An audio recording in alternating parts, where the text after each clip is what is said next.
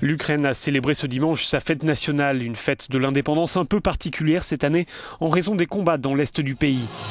Dans son discours, le président ukrainien a annoncé son intention de débloquer d'ici à 2017 plus de 2 milliards d'euros en faveur de l'armée. Sans le nommer, il a également accusé le voisin russe d'être à l'origine de la crise actuelle. Ce n'est pas nous qui avons déclenché la guerre, a-t-il déclaré. Elle a été enclenchée par d'autres de l'extérieur. Nous, ce que nous voulons, c'est la paix et l'application du plan de paix pour la région du Donbass. Des milliers de personnes ont assisté aux cérémonies organisées sur la place de l'Indépendance à Kiev. C'est un jour de commémoration et de fête en même temps, dit cet homme. C'est un peu comme si on était en vacances, à la différence des années passées. Cette fois, le pays est vraiment uni. Je voudrais qu'on en finisse au plus vite avec cette guerre, déclare pour sa part cette jeune femme.